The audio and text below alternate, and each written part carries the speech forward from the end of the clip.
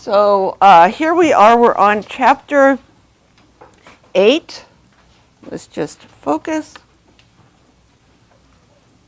And we finished probability, and now what are we doing?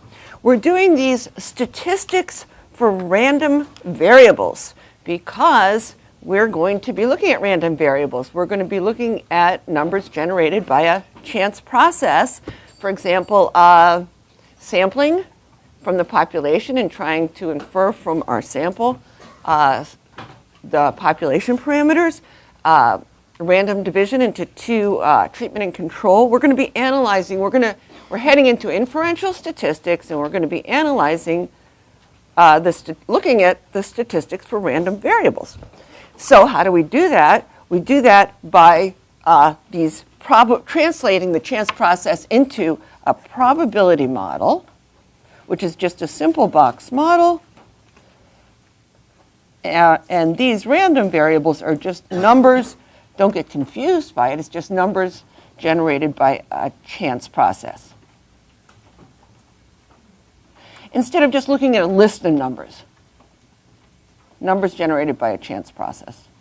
For example, sampling a random sample from a larger population. Instead of just, so far, we've been doing descriptive statistics. So we're heading into inferential, so we need to make these underlying probability models that you see that are the basis of inferential statistics explicit.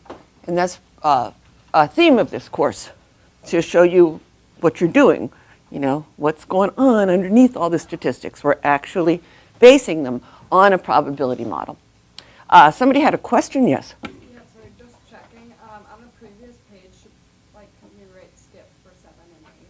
Oh, on the previous page, good question. We skipped something. We skipped these two right here. Is that what you're talking about? I posted these two on the, when we skip problems, I go through them all and I post them on the lecture video. So you can take a snapshot of this now if you want right now. But we covered this already. But I go through it in detail on the lecture video. Do you know that all of you can, right after class, look at the video? And if I don't cover it in class, I make my own little video and post it there. Or if we have technical difficulties.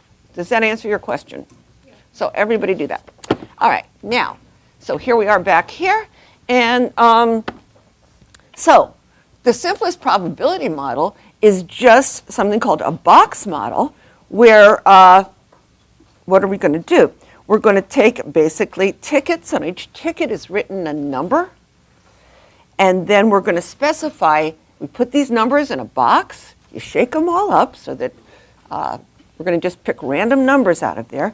And we're going to specify, so each ticket has a number written on it, how many draws we want to be made from that box, and whether we want them with or without replacement. When you take a ticket out of the box, you're going to put it back or not. So now let's just start making these super easy box models. And here's a big, big hint that it's always simplest to think about making the box model for a single draw. So this is preparing you for when you want to use statistics on real life problems. They're all based on some underlying probability model. So you're either going to use the mathematics to figure that out of probability, or else you can simulate that underlying probability model using a computer, right? Make that and simulate it, but you have to get to that step. And so often in statistics, that step is ignored, and it's becoming increasingly important as you're going to have to create your own probability models. And now that you have computer power, and do simulations, and that's really fun. But if you don't understand how to do this and don't get used to doing it, you're just going to rely on these formulas that aren't perfect. They're math, and they don't fit the real world perfectly. So this is useful. So we're just going to start off really easy. So make it for a single one, okay? So create a box model for counting the number of heads in 10 tosses of a fair coin. All right? So first of all, what's the random variable? Well, the number of heads. That's going to be varying from, you could get 0 heads all the way up to 10. All right. So that's what this is right there. And so now, before we even start, just draw, make a box. I want you to actually draw a box, okay? There's your box. And I want you to have tickets in it, okay? Now, make this box, we don't know how many tickets yet, I just put 2. Draw the box for a single toss, for one toss of the coin, even though we're tossing it more.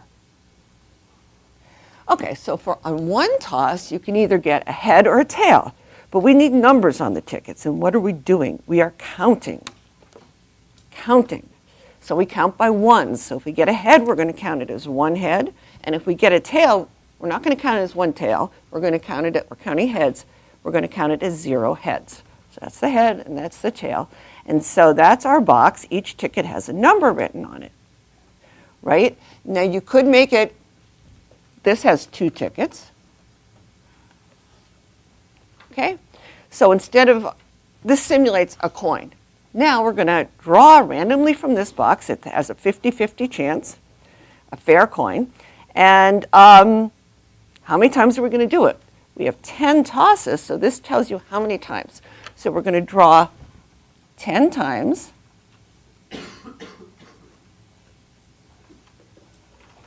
From that box. And so let's say we drew once. We got a 1. That means we got a head on our first toss. Well, then obviously we're going to put that 1 back. So the next time we still have a 50-50 chance because it's simulating a real coin, a real fair coin. Okay, so it's 10 times with replacement. And then what? And then we're going to get numbers. We could possibly get all 1s. That would mean we got 10 heads in a row. Or all tails. That would get 0 tens, or any combination of those. So draw 10 times with replacement, and what do we want to do? Take the sum, just count up, of the draws, of the 10 numbers. And that simulates tossing a fair coin 10 times and counting the number. Look at this. Okay, so create a box model for counting the number of 2s that appear in, not in 5 rolls, here it says 20, of a fair 6-sided die. So what's the random variable here? Well, that's just the number of 2s. That can vary from getting 0 all the way up to getting 20 2s. So remember the hint. Draw the box for 1 roll, 1 play. All right? Just 1. So you might think, okay, let's just think about it. So there's going to be 6 tickets in here. And what are we doing? We're just counting the number of 2s. So if we got 1 spot, we count it as 0 2s. If we got 2 spots, we'd count it as 1 2. And everything else would count as 0 2s. 3, 4. Does that make sense to everybody? That it's just 1. You're thinking, I can draw, the die looks like this. You have 1 spot, and you have 2, 3,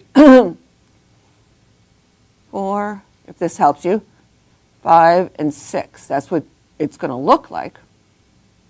Now, if you get this, you're going to count it. All we want is what we're doing is counting the number of 2s, and we count by 1s, 1, 2, 3, 2, etc. So if it looks like this, you're going to count as 0 2s. Here you got 1 2. Here you got, on 1 toss, here you got 0 2s, 0 2s, 0 2s, and 0 2s. So that is your box. And an easier way of writing that is, because we don't want to be drawing that all the time, is you can say, okay, the box has 1s and 0s in it. And you can put above it, there's 1 of these and 5 of those. And it still has 6 tickets. That's the shorthand way of writing it. Okay? And so then what are we going to do? Well, we're going to, 20 rolls, so we're going to draw 20 times. And that means we're going to have 20 numbers. Some of them will be 1s and some of them will be 0s, and just sum them up.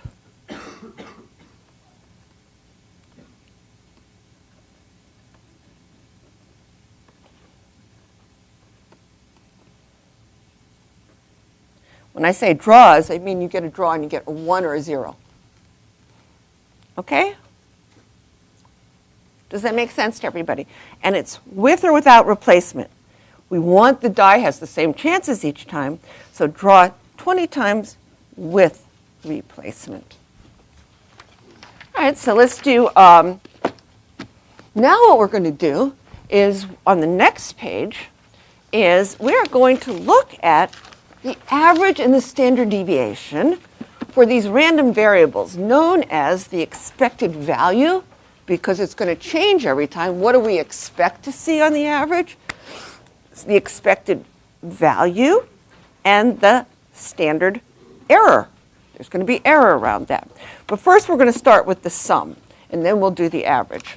Okay? So the expected value for the sum and the standard error for the sum. So previously, we numerically summarized a list of numbers by computing their average and standard deviation, and then we graphically summarized them, what? With a histogram, right? Now we're going to be doing the analogous thing for numbers generated by a chance process, random variables. Okay? That's what we're going to be doing, and they're going to be called the expected value. So here, instead of, we'll call it the expected value for, and this is the standard error, and it's for random variables, okay? The expected value. This is going to be for random variables.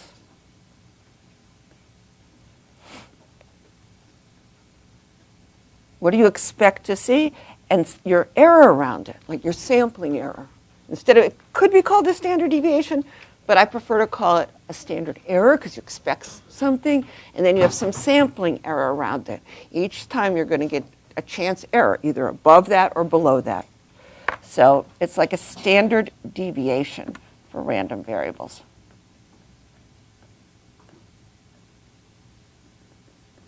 Okay, so now,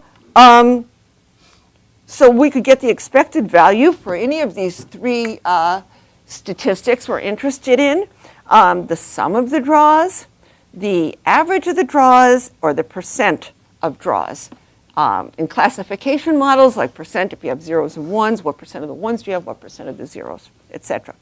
So the sum, we're generally interested in gambling games. Remember, we're translating chance processes into these box models. So gambling games is generally where you'll see this, or maybe your score on a multiple choice test, something like that. Like it could, the sum of the draws could represent your winnings or losses in some gambling game, or your score on a multiple choice test if you're guessing on all the answers. And these two come up much more often, and they come up generally in surveys or sampling. Okay, sample surveys.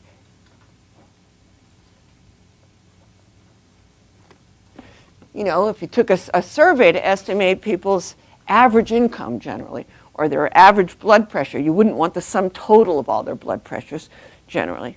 Or you might want the percent of people who are going to vote for Trump, and then you'd count the percent. You wouldn't count the sum total generally. Okay, so the idea is, this is what we're doing, obviously, but it spells it out here.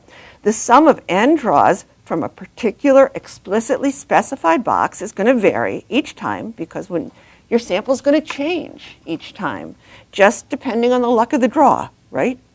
So we need some way to quickly describe the distribution of all the possible sums. What you'd expect the sum to be, that's the expected value. What you'd expect the average or the percent to be, and how far off that's likely to be. That's the standard error. And that's what we're going to do in this chapter. And then in chapter 9, which I hope we get to, we are going to draw probability histograms that will display all the possible sums you can get and the likelihood of the probability of each one. Okay? So first, let's just start off with this expected value and standard error for the sum. Okay? So let's say, here's an example where you have this box right here, and it has these 5 numbers on it. All right? So the 100 draws are made with replacement from this box containing these 5 tickets, and you compute the sum. Now think about what the smallest the sum could be. If you got all 2s, right? And n is 100 here. That's your n. That's how many times you're drawing from there. So if you got all 2s, it would be 200. And what if you got all 6s? Well, then it would be 400. So that's the minimum and that's the maximum. But what would you expect the value of the sum to be? Well, the expected value for your sample sum, we could get any, what do we expect means sort of like in the long term, what would the average sum be?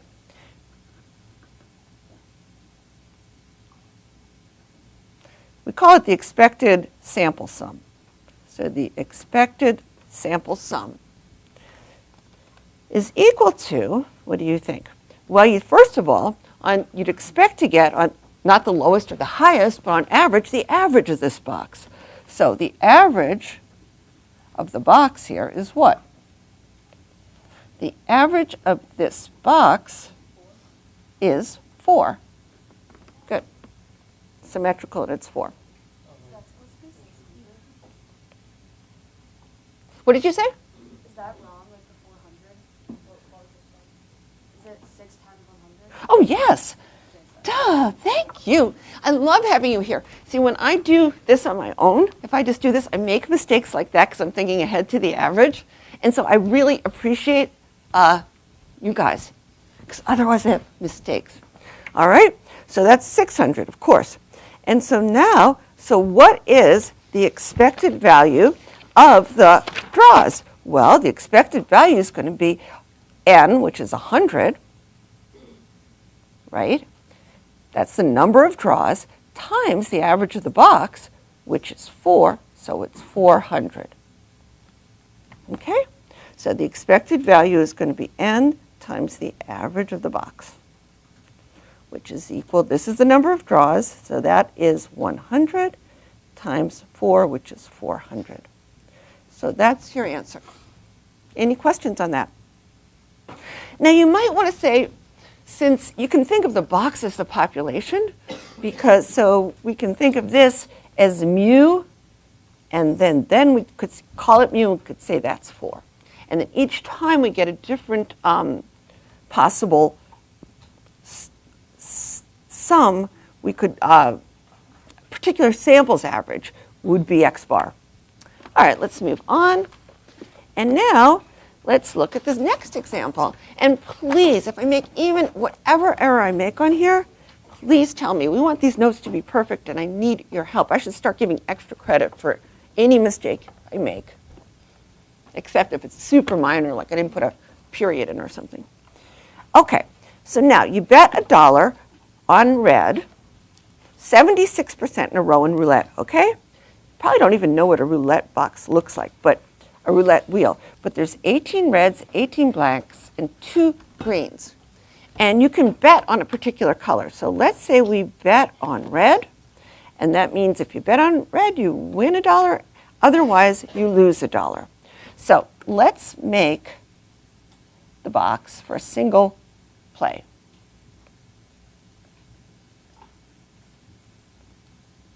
So on a single play, what can happen? You either win $1 or you lose $1. Okay, so that's all that can happen. But now how many, the balls, I don't know if you've seen a roulette wheel, but the roulette wheel, but you spin the wheel and the ball, a little ball lands in one of the 18 plus 18 plus 2, 38 spots. So there's going to be 38 tickets in here. And how many ways are there to win? Well, if it lands on red, you'll win. So there should be 18 of those. And if it lands on either the green or the black, you lose. So there'll be 20 of this. So there's more ways to lose than to win. Okay? So now what would be the expected value of the sum? Because that's what we want. And this right here is our n, 76 times. So it's going to be 76 n times the average of this box, which is equal to 76 times what? So we just have to figure out the average of this box. So the average is what? Well, just add up all the numbers. And divide by 38. There's 38 numbers. So there's 18 ones plus 20 negative ones. So it's negative 2 over 38. So 76 times negative 2 over 38, which is negative $4. That's how much you expect to lose. But you're probably interested in give or take how much. That's what I expect to lose some money, but, am I going to lose on the average, a whole lot or not very much? And that's given to you by the standard error. So the sum of the draws is around the expected value, give or take a standard error, chance error. And how do we calculate that? And that's this very famous law in statistics called the square root law that says that the standard error of the sum of n draws depends on two things. It depends on the standard deviation of this box. If it was all ones, there'd be no standard deviation, so there'd be no error. I mean, if there was only ones in there, you'd know exactly. You play 76 times, and you get $76, and there's no standard error. So it depends on this. The bigger this is, the more spread there is, right? If you could win $100 or lose $100, there'd be a lot bigger spread. So it depends on that. The bigger the variation inside the box, the bigger the variation in the sum of your draws. But it also depends on n. And this is the most interesting thing. You'd probably think it was n times the standard deviation of the box. Just like the sum is n times the average of the box. But it's not. It's the square root of n, not n. So error scales as the square root of n. So you play 100 more times, you don't have 100 more errors. But you have only 10 times more error. So that's really important. Super, super important.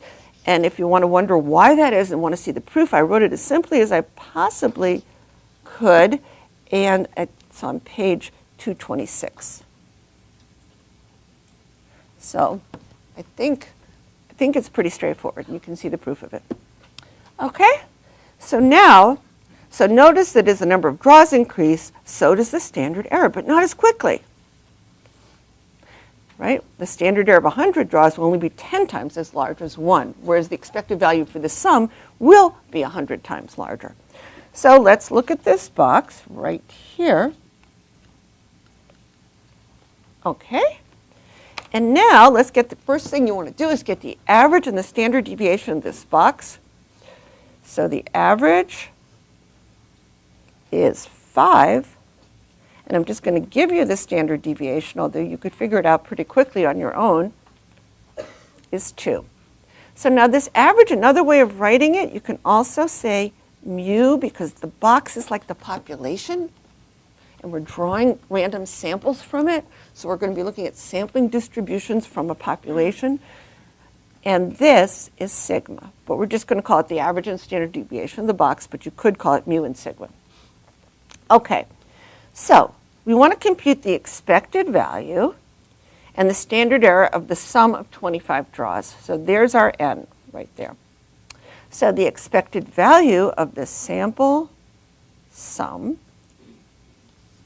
the sample's going to vary. What do we expect to see? Well, we said that's n times the average of the box. So that's 25 times 5. Which is 125.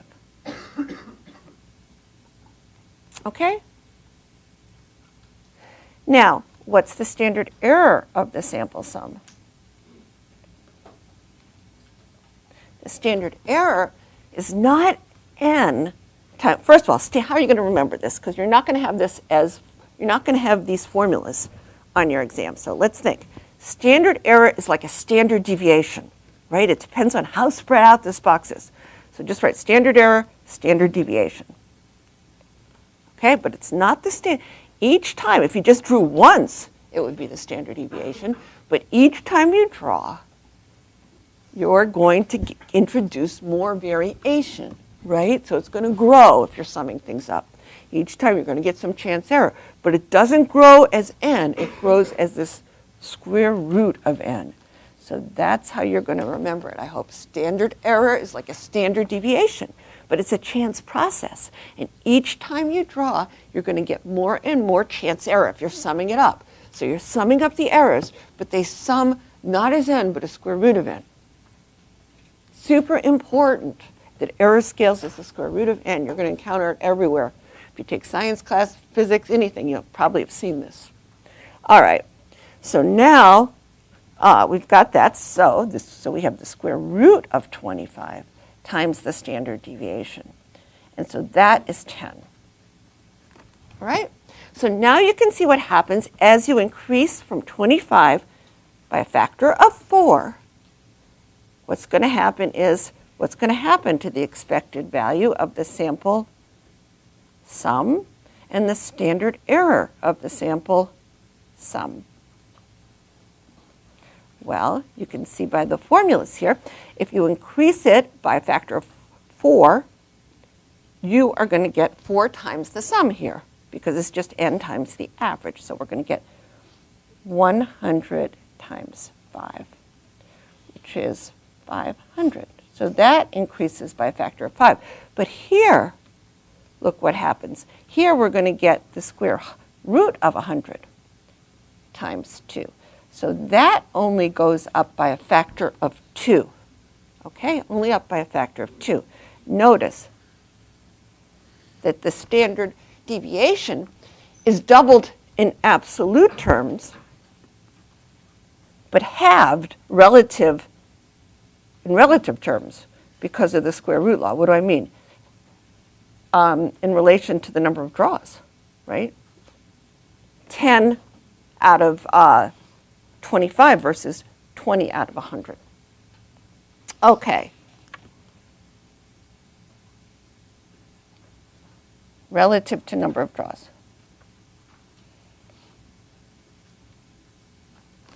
Okay? It's just the square root. You know, it's not going to be, we increased n by 4, but the standard error only doubled by 2. It only doubled. It didn't go by 4. That's the point. All right, now let's see. Any questions so far?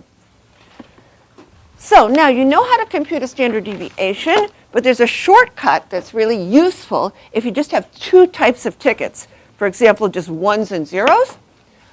But you could have, or you could have other numbers like a -3 and a 0. If you just have 2 types of numbers on the tickets, so you could just, right?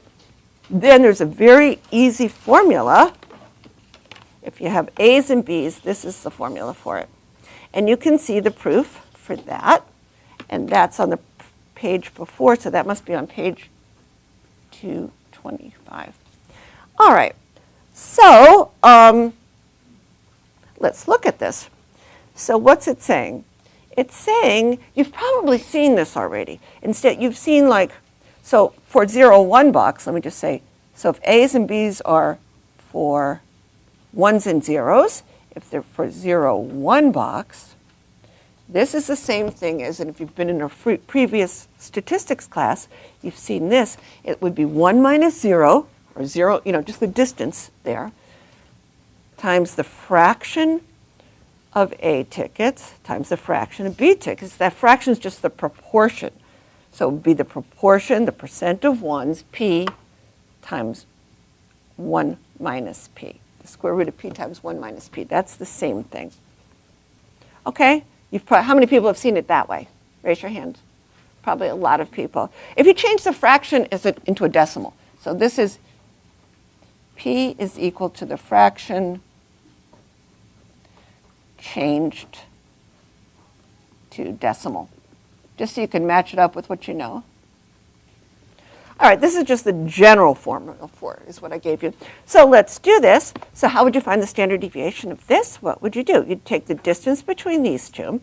So that's the absolute value of -3 minus 0. That's just times the square root of, there's 10 tickets total.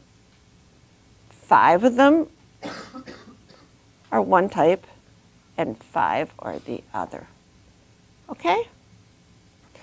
So it's the same thing. If you wanted to do it, you'd say, so this is 3, and this is the square root of either, you could say 0.5 times 0.5. That's p times 1 minus p. All right, and that is 1.5. That is the standard deviation. That's a lot easier than taking the average and then taking the deviations and the square root of the sum of the square root of the average deviation, of the deviation squared. All right, this is easier. So let's do this one. Okay, so this one, well, if it's 1 minus 0, that's just 1, so you don't really need it. And then it's the square root of, there's 10 tickets here. Maybe I should write this here. So 7 out of 10 have one of the numbers, and 3 out of 10 have the other. That's the same thing as, I think the p times 1 minus p is easier. Just change those to decimals. And it's easier to see that under the square root sign, even though you're multiplying, they sum to 1 because they represent 100% of the tickets here. So that's the square root of 21, which is approximately 0.458. All right, so you know how to do this. You can do the last one. So what would that be? Negative 1 minus 8, that's 9, times the square root of, there's 38 tickets here. And 34 of them are one type, and 4 of them are the other. Okay, so that would be 9 times, do I have that written down somewhere? Hold on. Let's see if I do. Yeah, okay, so this is 9 times about 0.307, so that's 2.76. All right, let's see. How much time do we have? We should be getting on faster. Do you want to do this one? Do you want to skip this one? Do this one on your own, and I can post the answers to it? So we can move on? Okay. So I'll send you a PDF, I'll post it. Okay, so do on your own.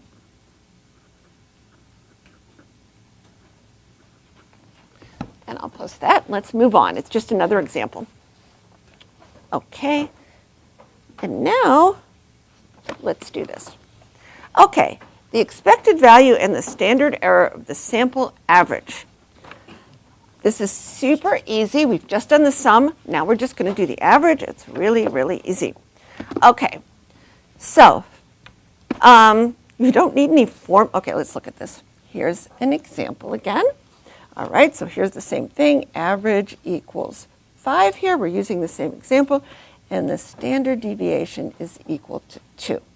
All right, so you don't need any formula for the expected value for the sample average, because why? The expected value for the sample average is just common sense. What would you expect it to be? No matter how many draws you take from here, you take with replacement, take the average, you'd expect it to be just the average of the box.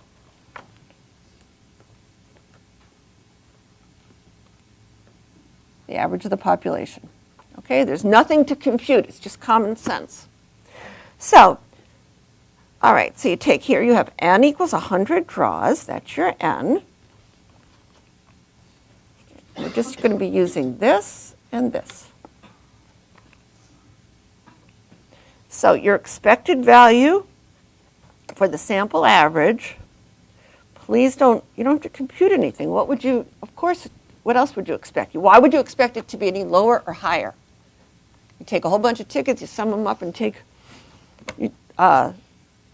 divide by however many there are, you would expect it to be the average. In fact, the more you draw, with more draws, you'd expect it to get closer and closer to the average. So it's just going to be 5.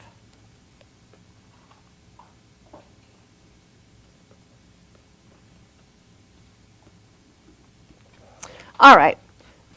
Now, but of course it's going to vary. Same way, it's going to vary depending on, just due to chance.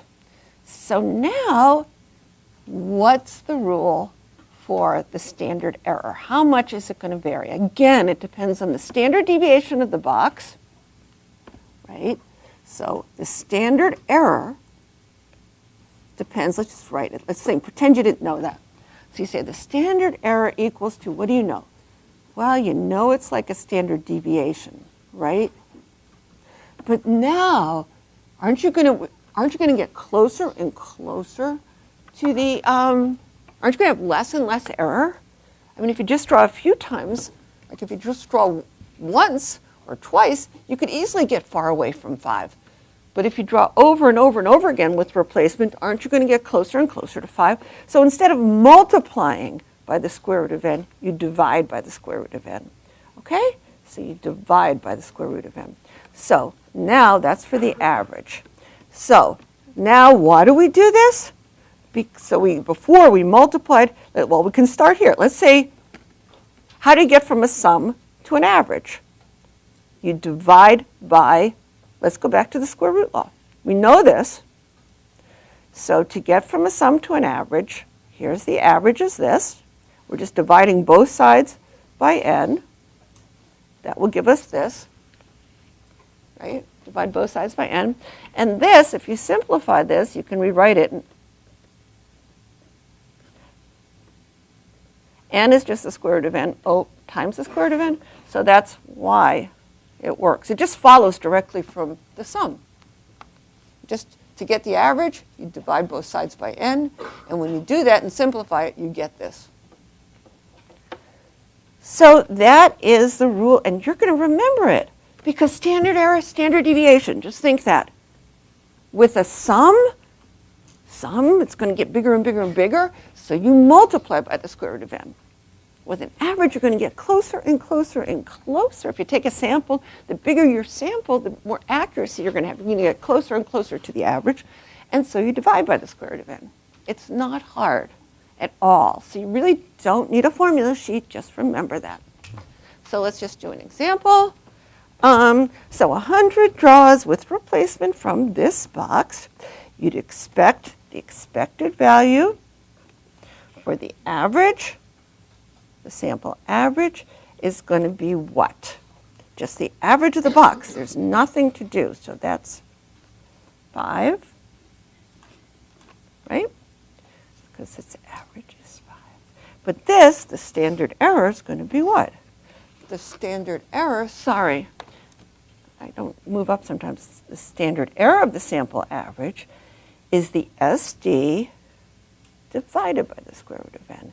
So that SD here is still 2, and we're going to divide by the square root of 100. So see, it's only 0.2. So you'd expect to get very close to the average.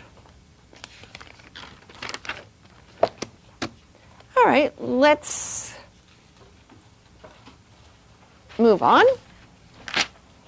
And now, whoops, I just ripped out. Is this happening to other people where you start ripping out your pages accidentally?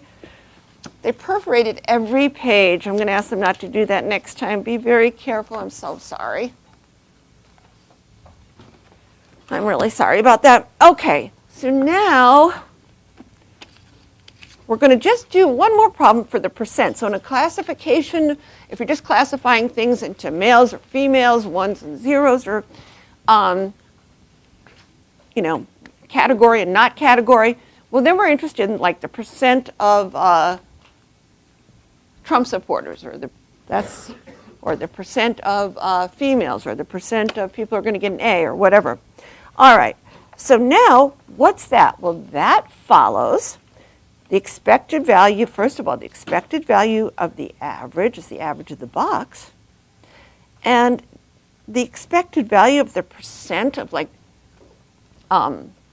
Democrats in your sample would be, you'd expect to have the same. If you're randomly sampled from a big population, you'd expect it to be just the percent of Democrats in the population. The percent's going to be the same, just like the average is going to be the same.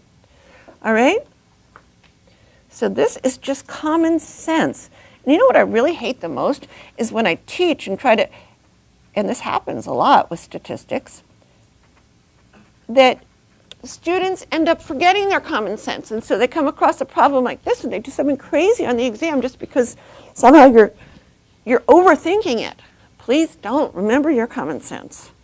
Just if you have a certain percentage of Democrats in the population or a certain percentage of females in the class and I randomly sampled something from that, wouldn't I expect my sample to resemble the population that way? So please don't overthink it and get all complicated. This you knew before you entered. So now, and also, really, okay, so the standard error now, the percent of ones in n draws from 0, 1 box.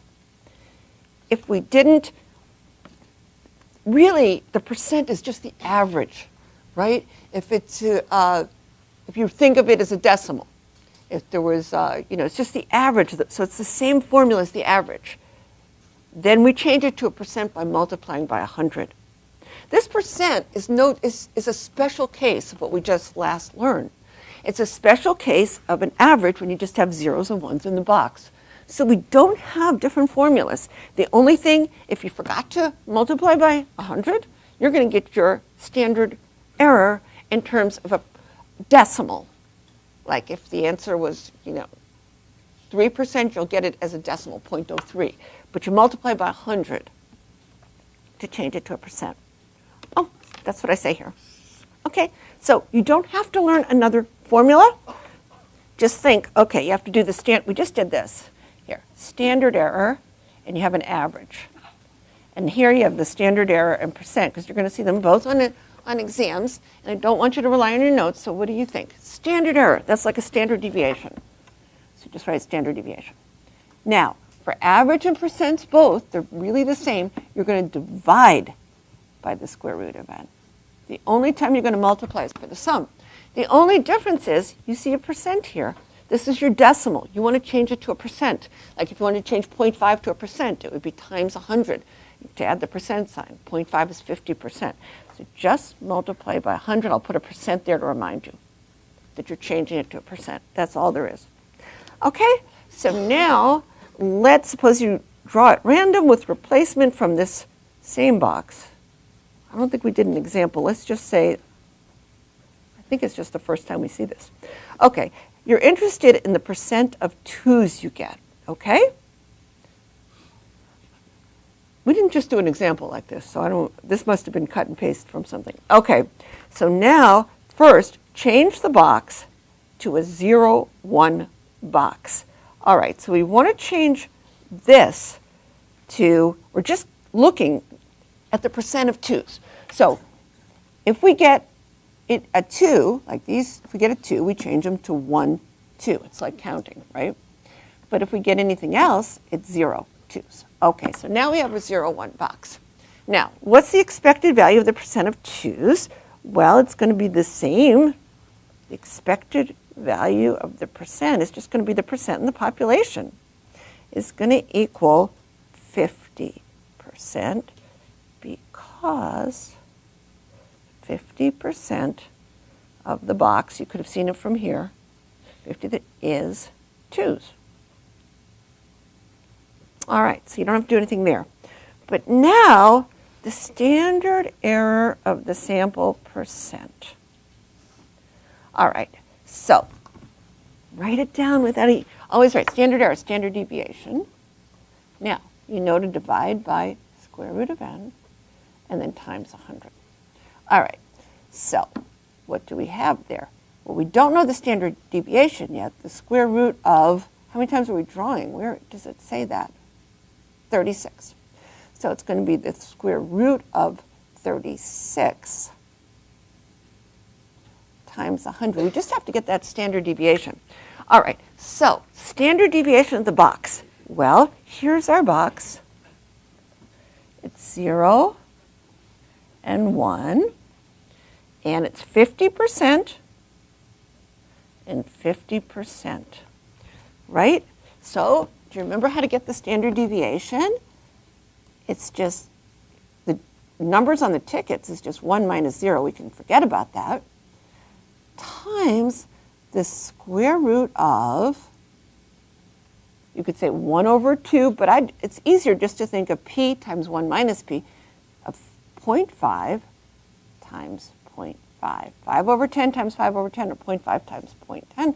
So this right here is the fraction, or the fraction of ones in the box.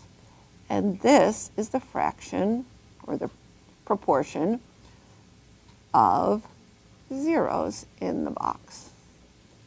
And they have to add up to 100 under there. You're multiplying, but they have to. So you get the square root of 0.25. Square root of 25 is 5, so this is 0.5.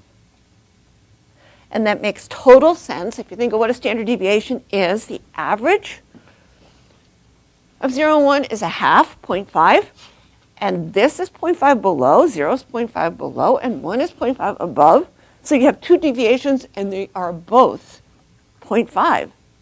So your standard deviation has to be 0.5. All right, so we've got that. So that's what we put here. Up here, we get 0.5. Okay, and this times 100, and I'll put a little percent sign there, and that is 8.33%. Okay, so this is all summaries, and just to remind you, standard error formulas, standard error is a standard deviation. This is on page 50, and the only thing you have to think about is for the sum, you multiply by the square root of n, and for average and percents, you divide by the square root of n. Okay? So now let's move to our next page, and we're going to do try to get through this. So what are we going to be doing here? We did our statistics, the expected value, and the standard error. Now we're going to draw what's called probability histograms. They're just like the histograms we drew for lists of numbers, but now a probability histogram is going to still going to sum to 100%. It's still going to list here all the possible outcomes drawn to scale.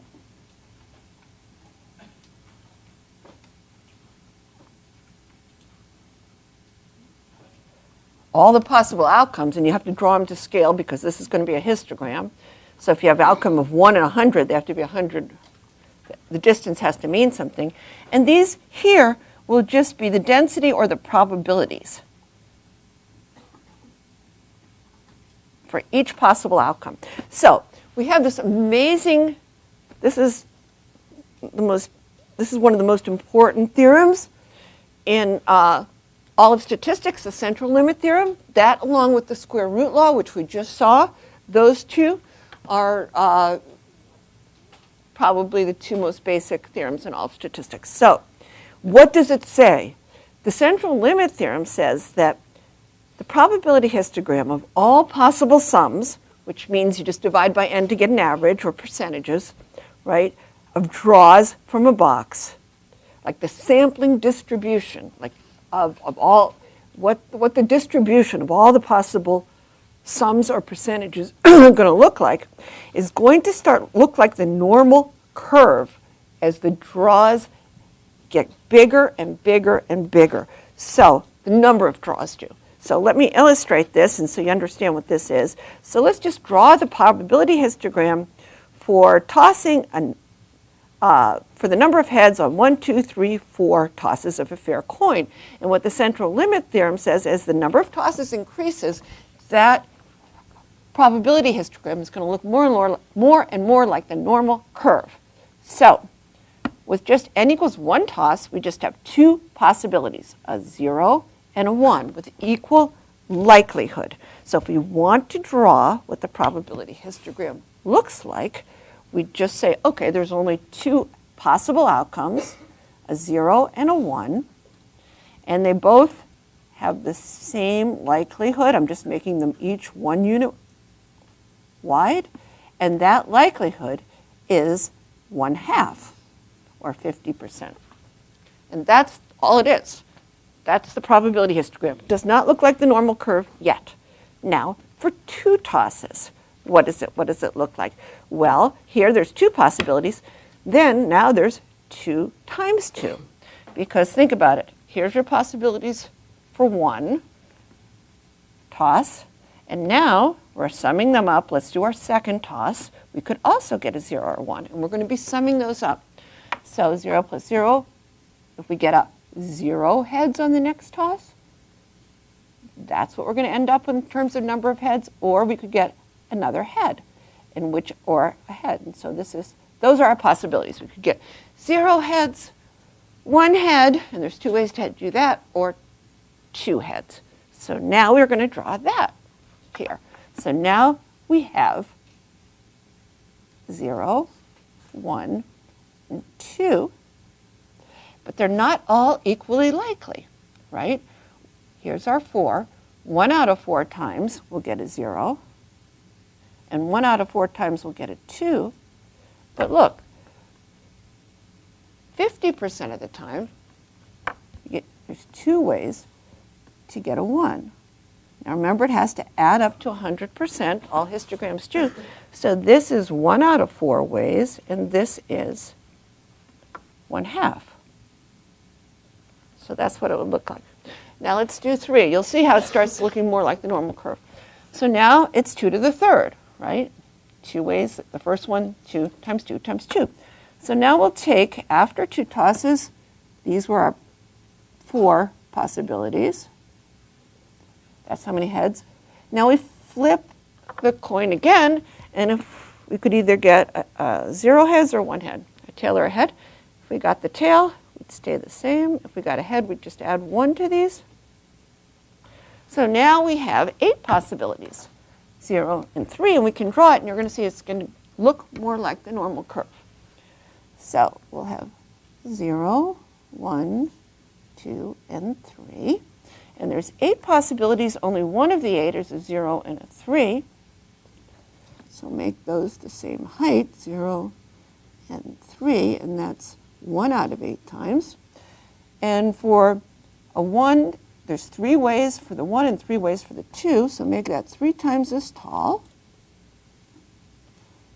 And 3 times as tall, they're all the same width, and that's 3/8, and it adds up to 1. All right, now let's do the next one here. I'm not going to keep going. This will be the last one. So now there's 2 to the 4th possibilities. So we can write out our possibilities. 0. There's 1, 2, 3.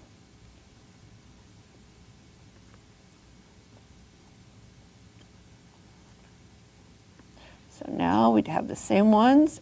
If we get a tail, but if we get a head, we're just going to add 1 to all those.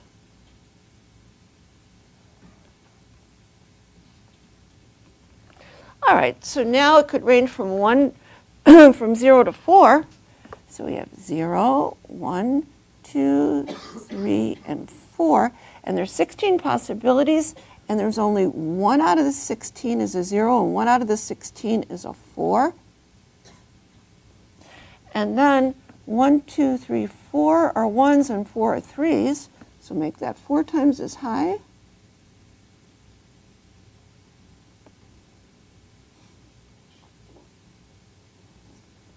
So those are both 4 out of 16. And then the most common is a 2, and there's 6 of them.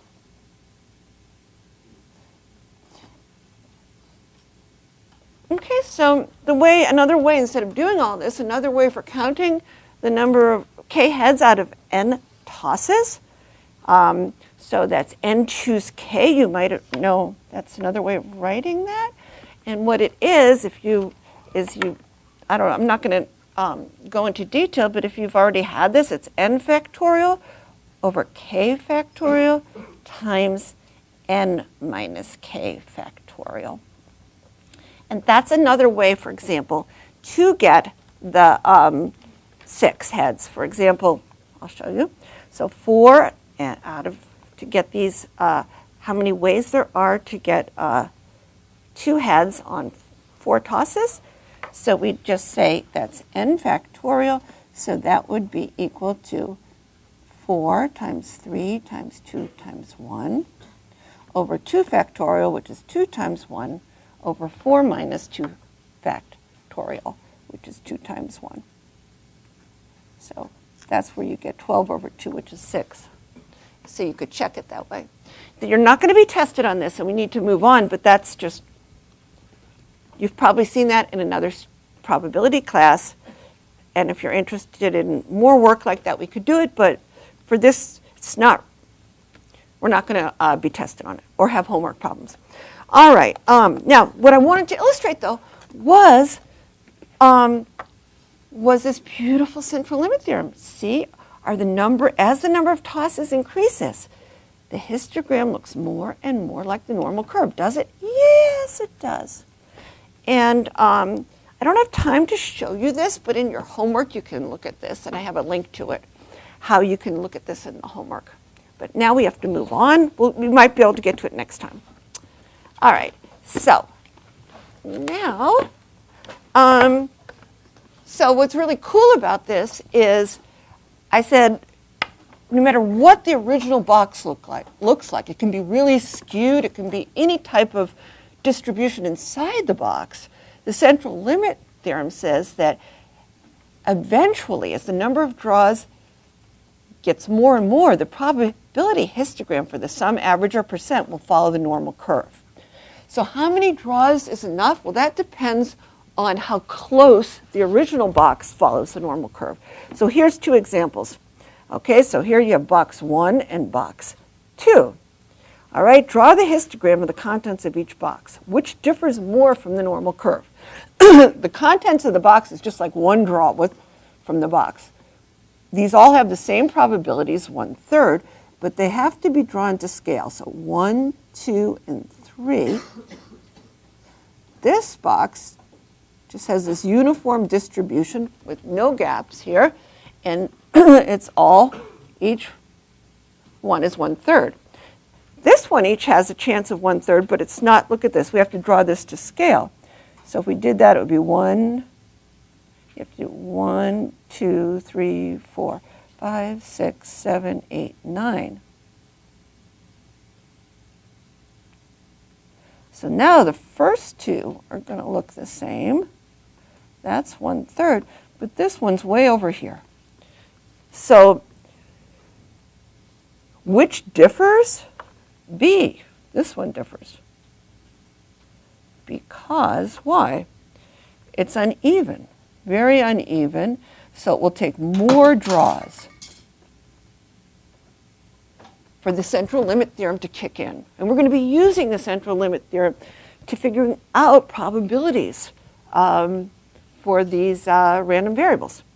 Uneven because more draws, so uneven, so more draws are needed before the probability histogram for the sum, probability histogram, will look normal. And you can see that right away, okay, just on 2 draws and taking the sum. 2 draws and taking the sum, 1 plus 1, you're just going to add 1 plus 1 is 2, 3, 4 here, and this is 3, 4, 5, and 4, 5, 6. 3 plus 3 is 6, so this is it. And if you draw, these are the possibilities, and here they are, and let's look at it. There's one way, you can't get a 1 at all. The smallest you can get is 2, and the largest you can get is 6. And for each of those, there's only one way that can happen, 1 out of the 9, so that's 1/9. And then there's 2 ways you can get a 3 and a 5, so that should be twice as tall and twice as tall, so that's 2 out of 9, and then there's 3 ways you can get a 4. So doesn't that look normal already? But now if we try to do the same thing here, what happens? Here we get 2, 3, 10, and then we get 3, 4, 11, but now when we add these up, we get 10, 11, and 18. So there's 9 possible for each of them. For each of them, it's going to be equal to 9 possible outcomes for both of them. But it's not going to look normal here, because what do we have? We have 1, 2, you can't get a 1, 2 3s, so we'll make that a little bit taller. So that's 1 out of 9. That's 2 out of 9. Then what do we have? 1, 4. So that's the same. There's also 118 way out here. So those are all 1 out of 9. Those are all 1 out of 9. What else can we get? A 10, right? 10 and 11. And there's 2 ways to get both of those. So make it like as big as go up to 2 nines. 10 and 11. And that's our probability histogram. Does it look normal yet? No. But the coolest thing is it will look normal. It will. So, and here from our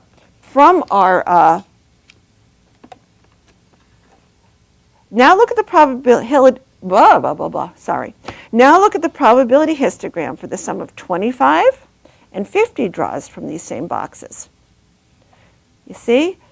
Now, which is which? You can see right here, this middle number, n times the average of the box. The average here is 2. The average here is 4. You can see that these two come from box A, and these two come from box B. Here, look. This 25 right here, 25 draws here. That's the middle number right here is n times the average. So in that, it's n. The middle number here is n times the average. And the average of this box is 2. And the average of this box is 12 divided is 4. So you see how that's going to be. The middle's going to be. Also, this one has a bigger standard deviation than this one. So it's more spread out. Let's see what's coming up. All right. Now we're going to have time to actually do this, and so you'll be able to do your homework.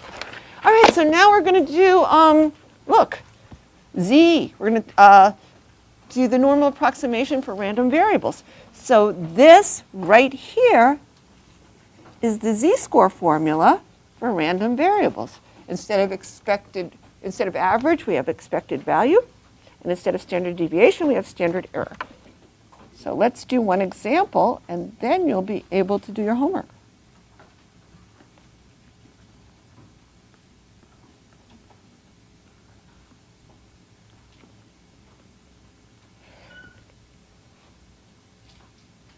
Oh, sorry. Z-score formula for random variables. All right, so let's look at this. In 100 coin tosses, what's the chance of getting between 40% and 60% heads? 2 to the 100th possibilities, that would be crazy. We couldn't think of it that way. So let's just do the normal approximation. All right, so we draw the box. We already know this box for a single toss. So we have a 1 and a 0, right? Just 2 tickets. It's a 50%, 50%. Okay, so that's what we're going to be doing. Now n is equal to 100. Where does that come from? That. And that's with replacement. Okay, so now the expected value for, what are we doing? The percent. Okay, for the sample percent. Okay, well that's just going to be 50%, same as in the box. But now we're going to do the standard error for the sample percent. And what is that? Okay, that is going to be equal to, you should know this, just write down standard deviation, and then you divide by the square root of n, multiply by 100. Okay? So we have 100 tosses, right? That's the n. And the standard deviation of this box you should know. If you didn't, you could just say the square root, the SD is equal to 1 minus 0 times 0.5 times 0.5. But you should know it. All right? And that is 5%. So we'd expect 50%, give or take 5%. Now, what are we going to do here? We are going to convert our endpoints to z-scores. So let's do that. We want to just change those to z. So z equals our value minus the average usually, but it's the expected value for a chance process, and we're talking about percents. So this is really easy. This won't take us long at all. z for 40% is going to be equal to what? 40, our value, minus 50% over 5. So that's negative 2. And z for 60% is going to be equal to 60 minus 50 over 5, which is positive 2. All right, so here we have 0, 1, 2, negative 1, and negative 2. And it lines up, obviously, with 50%. And our standard error was 5, so that's 55%. And here's 60%, 45%, and 40%. And between 2 and negative 2 on the normal curve is approximately 95%. So there's our answer. And let's do one last eye clicker so I can just make sure. And we have a little more to do in this, in chapter 9. We just have this last page, and this is what you have homework on tonight for those of you who haven't tried it yet. So let's remember what we were doing here. We have we're just looking at figuring out the expected values and the standard errors for sums, averages, percents when we know what's inside the box, and then we're drawing these we're drawing these histograms for the distribution of the samples we get. All right, so here is our box right now, and this box has an average equal to 3 and a standard deviation also equal to 3. So if you want to figure out, you take 36 draws from this box, right here, 36, and it's with replacement, and then what would you expect the sum of the 36 draws to be? Well, you could get all zeros, theoretically, or all 8s, but you'd expect on the average to just have n times the average of the box. So the expected value of the sum is equal to n times the average of that box. So that's just 36 times 3, which is 108. So that's what you'd expect for the sum. And then but it's not going to be that every time, of course, it varies. And how it varies is called the sampling error or the standard error. And the way I always tell you to remember it is to say, okay, a standard error for anything, here we're doing the sum of the draws, we could do the average, but it's like a standard deviation for a chance process. So just write standard deviation. But it depends on how many draws you take, right? So for the sum, we're summing up our errors. So it's either times the square root of n or divided by the square root of n. But for sums, it's times the square root of n. So it's just going to be 3, the standard deviation, times the square root of 36. So that's 18 here. So that's pretty simple. And so now we want to answer this question: what's the probability that the sum of those 36 draws is going to be greater than 120? So we know that the probability distribution of the sample sum, average and percent, is going to follow the normal curve as long as the number of draws is big enough, and that's pretty big, so we're going to use the normal approximation here. So we just have to match up what we get. This is our z, in terms of z-scores. We're just going to match up the sums to the z-score by using this formula. Z is going to be equal to our value minus our expected value over the standard error. Remember, for a list of numbers, it's just the value minus the average over the standard deviation, but now we're looking at these random variables. So, and here we're talking about sums, so that's what we have.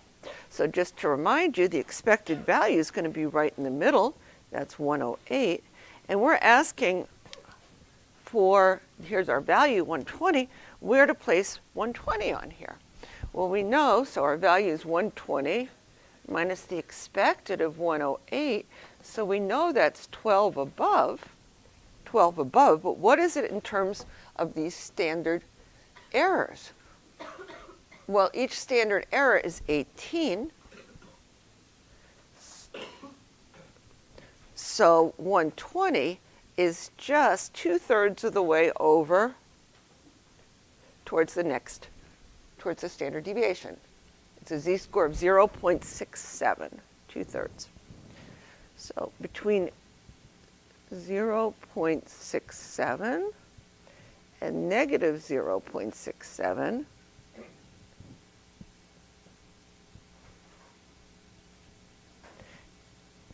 .67 is a z-score, matches up with 120. Okay? Does that make sense to everybody? And what area do we want? We want greater than 120. So that's why we're getting this. We have to find, the table will give us this middle area. So if you look up on the table, the middle area, 0.67, well, it's between 0.65 and 0.7, so I just estimate it as 50%. Okay, does that sound good? It's between 48 and, just to make it easy here in the class, and we can all do this together. So that's 50% of the area right there. And we just want that part. So if that's 50%, the two tails together have to be 50%. So this one's 25. That one's 25 too. So our answer is 25%. That's the probability. Any questions? Yes? Yeah, express it as a percent here. Because usually when we're looking at areas under the normal curve, we express it as percents. All right, now, what if I'm not interested in here's the sum, but now I'm interested in the average, okay? So these were the sums. So the average is even easier. You know, you'd expect the average of your draws to just be the average of the box, right? So this is really just simple. It's just 3.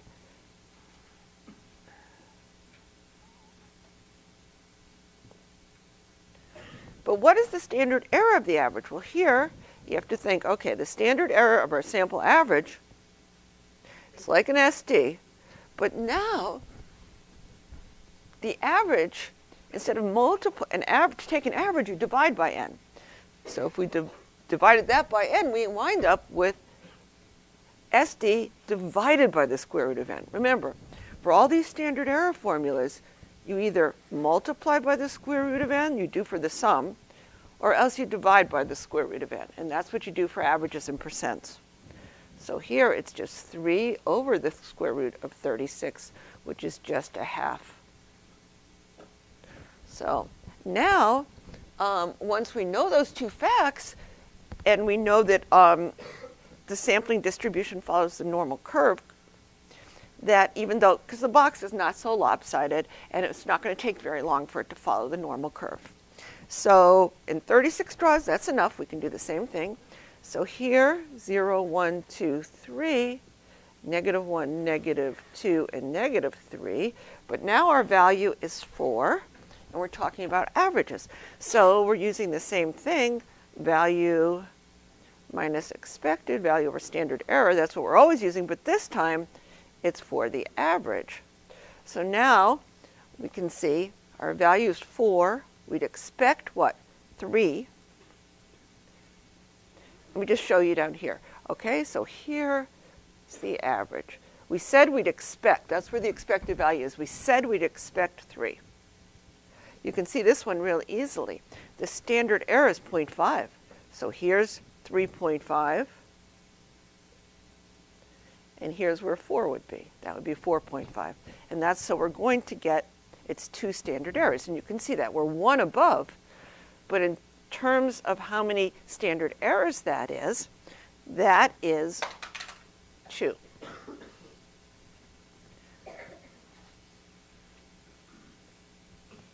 Okay? So we want less than that all the way down. So between 2 and negative 2, let's just approximate it with 95%. That's that 1, 2, 3 rule. So now we know each tail is 2.5%, and we want all the area below. All of this plus that tail. So that's just going to be, so our area is going to be 95% plus 2.5%. Everything but that tail. Okay, it's this plus all of that. Any questions on that? All right, so let's just do the one last one, and then we'll this sort of sums it up. And you have a, unfortunately, I think the problem that I put on your homework is almost identical to this, if not identical, right? Very similar. Might be randomized. I hope it is for you guys, but for some people, it's identical. All right, so now let's say we're interested in percents of something. Well, percents are used when you classify something as either the percent of 2's. So either it is a 2, yes, or it's not a 2, no. So the expected value of the percent of 2's in this box is just going to be the same as the percent in the box. What we'd expect in our sample is the same as what we know in our box. So that's just going to be, there's 50% 2's here. So just like this, so it's the same. For percent in average,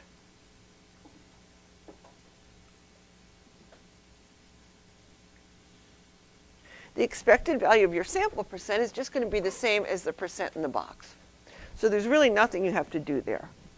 But now for the standard error of the percent, how are we going to figure that out? Well, we can't use our old standard deviation. We have to change this. We're just counting whether something's a 2 or not. So we're going to change this to a box that's just zeros and ones. So what would be the box? Well, if you get a 2, you count it as 1, 2.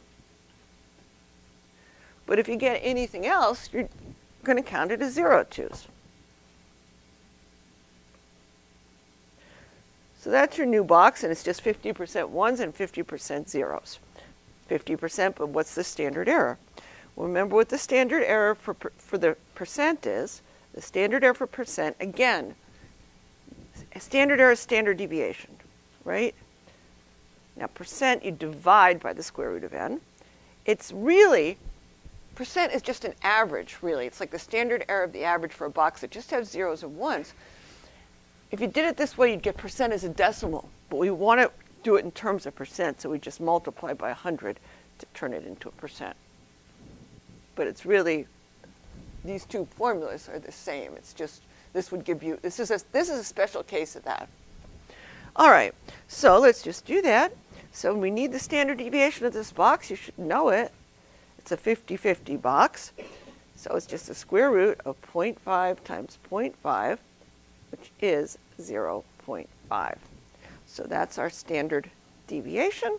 So then our standard error for percent is going to be 0.5 divided by the square root of 36 times 100. And that is 8.33%. So that's what we got so far. And now we just want to, here's our value right here. More than, we want the probability that the percent of 2's is more than 60. Right? So we have, again, here, let me just draw this again.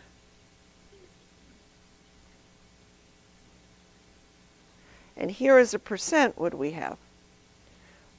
Our expected value is 50. And our standard error is 8.33%. So if we went up to 58.3, if we add it, it's 8.33% up to 58.33. That would be 1 standard error. We're more than that. So what is it? It's Z is going to be equal to, again, sorry to write this so many times, but you'll remember it if I do. Okay, so now we have 60% minus 50% over 8.33%. The percents all cancel out, right? And we get 1.2 as our z-score. So that's where 60% lies. We knew it was above 1. There it is. 60% is right there. And that's a z-score of 1.2. So between 1.2 and negative 1.2, we can look on the normal curve, and it's 77%. You can check that out. And so what do we want? Just be a little careful here. More than 60. So it's just that percentage, just that tail. So these two together are 23. So each one of these would have to be 23 divided by 2%. So our answer is 23 divided by 2%, which is 11.5%. So, any questions on any of that? Okay. Now, we're going to skip this. Unfortunately, we just don't have time. So skip, and maybe someday we'll come back to it. But for now, you don't even have to do it on your own, because we don't have time. And of course, every summary, read. I can't